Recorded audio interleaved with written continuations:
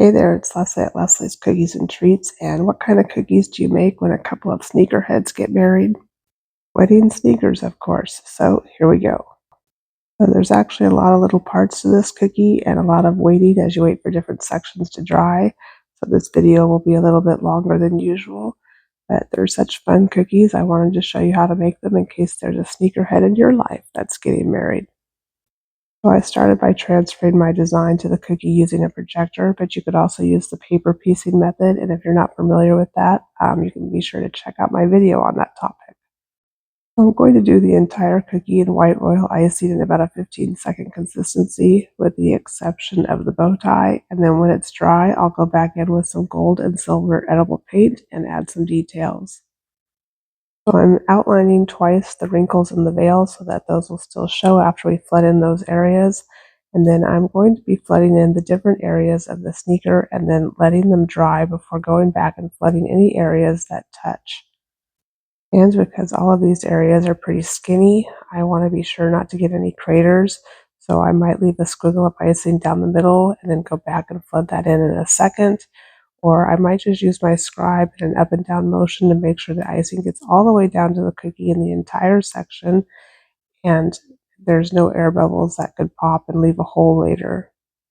And as I mentioned before, I'll let each section dry for about 5 to 10 minutes before I go back and pipe any section that touches it. And I'm going to speed the video up a little bit here because, again, this is a pretty complicated cookie, not so much as in it's hard to do, but because it has a lot of different sections that you have to wait for it to dry before you can continue. And I'm going to use my scribe on every section after I flood it to shape the icing and get it out to all of the little points. You see here it's just kind of a blob. And I'll use my scribe to get the icing out into the points and make it more of a triangle shape. And now I'm going to go ahead and start flooding in the veil. I want to make sure not to go over those wrinkle lines that I made before. So I'm going to pipe the icing up close to it and then just gently use my scribe to move the icing over next to the wrinkle lines. And I'm just going to continue to outline and flood in each of these sections, giving it at least 5 to 10 minutes to dry before piping in the section that's next to it.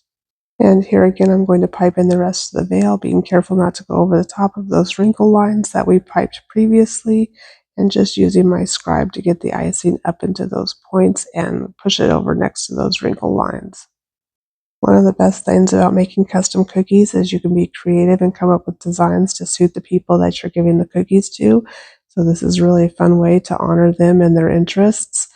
And you can also do this on top of a rectangular or a square cookie, so you don't need to do it with a shaped cookie cutter like I'm doing, and it would still be super cute and super fun. And once the bow tie is dried for about 5 or 10 minutes, I'll go back and add the center to the bow tie.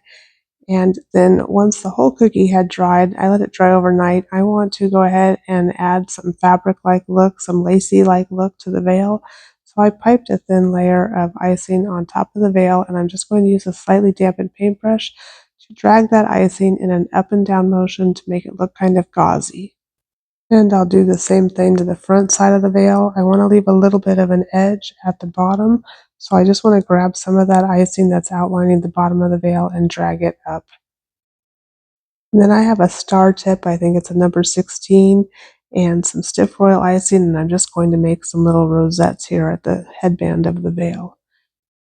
And then we can't forget the shoelaces, so I'm going to use my same stiff consistency icing, but this time with a number 3 tip, and just pipe some straight lines for shoelaces on both of the shoes. And if any of your lines go onto the other shoe, just use a dampened paintbrush to push it down. And then I wanted to outline the bow tie to give it a little more definition, and so I'm doing that here with a number 1 tip on my piping bag. I don't usually use tips on my piping bags, but in this case I had several different designs I wanted to do with the white stiff icing, and here my other icing for the black, my hole in the bag was too big, so I put a tip on a bag so I could make a smaller hole. And once you've finished with all of the laces, just go ahead and set this cookie aside to dry completely, and then we'll start painting. So my cookie's dried completely, and I'm going to use some edible glitter to add some sparkle to the veil, and I'll leave a list of all the products I've used in the description. I'm just going to use a dry paintbrush and just paint this on that the glitter will stick really well. And then I have some gold glitter that I've actually mixed with the color solution, or you could mix it with some vodka. And I'm just going to paint little parts of this shoe in with a gold color. And I apologize for the jittery camera. I think I kept moving the table that the camera's sitting on. So again, I apologize. So I just painted the bottom of the shoe.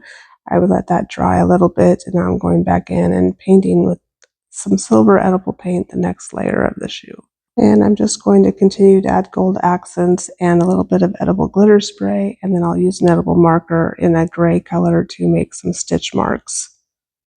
And off camera, I did go back in and just lightly touch up the tops of the rosettes with the gold paint as well.